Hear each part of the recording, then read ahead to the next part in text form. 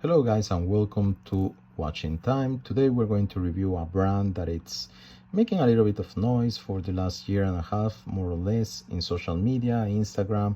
It's an Italian-based brand, Aion, it's its name.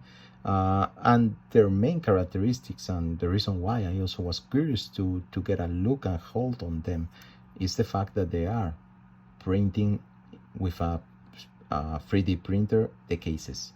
So this definitely offers you probably the first 3D printed case watch in the market, a brand that is only doing this. At the same time, the design it's interesting, and it offers definitely for a low price a watch that is very light because it's only 50 grams weight, and offers you real leather straps, deployant clasp, and a case that reminds you of the squarish, let's say, Genta style cases, if you want to put it in another way, or maybe Belarus kind of style case, that it's always quite appealing.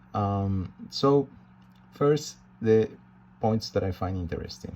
This is the limited version that they have produced with a full lume case.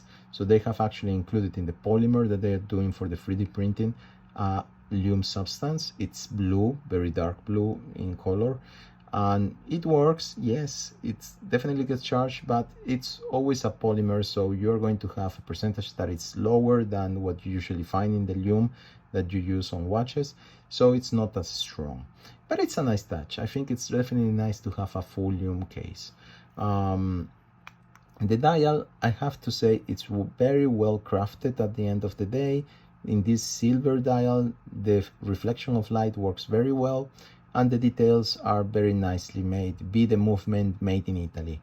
So, and they are printing the cases in Italy, so yeah, it's true, it is made in Italy. Obviously the parts, I don't really know. The straps are real leather straps, and this is stated here underneath, but these are non-Italian straps.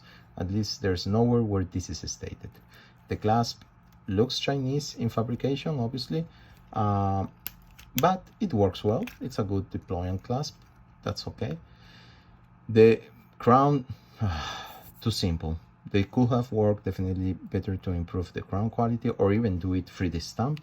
The polymer that they are using is very light, but you know, 3D stamp polymers, they usually give you this type of design in which you actually see the transparency and the working of the 3D stamp. It doesn't matter how high the quality is, you are always going to be seeing some of the details of the printing. Obviously they try to polish it a little bit, that's fine, but for example at this point you actually see the closure of the end printing of the polymer. So yeah, it will have these details that, you know, are part of what 3D printing is, and that's probably okay, that can work. You have a 3-part case. You have the back case held with 4 screws, and the top part that holds the glass with also 4 screws on top of the dial. You have a movement, which is a Citizen 8 series, no hacking. It's like the NH35, nothing great, nothing good there to see. But it's a strong workhorse movement, and it's probably reliable, but don't expect high specs from that. When you buy it, you can choose between Sapphire and mineral glass. And the first thing that I noticed when I got it and I was playing with the watch, I'm going to try to put the light here so you can see it, is that actually the glass on top of the watch is not fixed. It moves. You can actually turn it around. So that immediately makes me question about the water resistance. So I went back to the website, and to my surprise, I discovered that the website is not very well constructed. On the area where you have the watches and you actually have the watch information, there is not much detail given on the characteristics, and this includes the water resistance. So there's no reference on the water resistance whatsoever. When you go to a tab on their website that it's actually named watch characteristics or something like that, you open a page that is specific on the characteristics in general for their watches, and there you're going to find more information like the case dimensions, 40mm, 49 lug to lug, the height 11 more or less, the weight 50 grams. So you're going to find all those information in another page, which is not related to the watch you are buying. And among those information, you will find things like the water resistance. To my surprise, this is not a water resistant watch almost at all. So they advise you, obviously, splashes that it can resist, but definitely not to go into the shower with it. So this is definitely a negative point, and they specifically tell you that if there are damages caused by water, they are not responsible for any of that.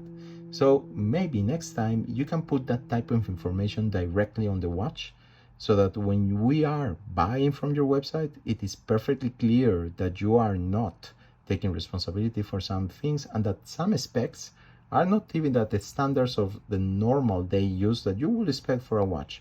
So this is something, a strength point, first of all, in communication, that they need to improve to the clients, and second, maybe they can improve on the next design that they are doing, a way to actually make it water resistant up at least to 30 meters, that it's going to be enough for the normal daily household use. The strap, at the same time, it doesn't specify the origin, so you have genuine leather. It is leather, and it's actually quite nice, fit leather, vellutated, so it's, you know, I don't know why the choice of vellutated. I think these watches work much better with normal grain leather, but it doesn't say Italian leather, so I suspect it's not Italian. And you know, you are a made in Italy watch, creating a movement, creating something new. Why not put Italian leather? People will pay that extra 10-20 euros for that, or improving the movement, but improve the water resistance first.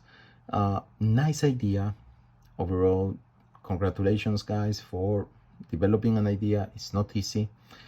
It's not easy, definitely, to go out there to find resources, but if you improve these small things, definitely you're going to have a better margin of growth in the future. The other thing that I noticed, as I was telling you guys, you can choose between sapphire or mineral glass. I don't have right now the tester, so I cannot say 100% sure. Obviously, I had a sticker here in Chinese that said sapphire, but do you hear that? It doesn't sound, it doesn't feel at all like sapphire. It feels like plastic. So I don't know. It's something that it was just a mistake.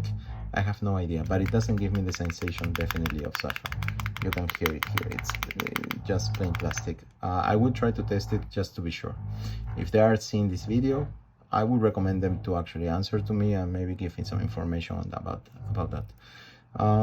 Yeah, so interesting proposal, something different to the everyday you know, watches that you're going to find out there, but a lot of points that they will need to improve. Price is not cheap at the end of the day. If you take into consideration these drawbacks, you will probably find for the same price a Tissot, a Seiko, a Citizen that is going to be offering you a better quality. Perfect, guys. I hope that you like this video, and we will see each other in the next one. Oh yeah, by the way, the watch actually came with this white strap, so I actually changed it with the black one. I don't think the all white thing with this off-white strap actually works. So yeah. So yeah, the Wristshot. Oh guys, I was almost forgetting. So by the way, they wear quite well. They are very light, and they work very well on my 18 centimeters wrist. The 40 millimeters of the case, it's actually quite nice to wear. So yeah, come on guys, get some of these points over, improve it, and I think you will have a better product in the future, because you might have customers that are not happy with what you're offering today, and these are silly things that can actually be improved very easily. So until next time, please take care. Bye bye.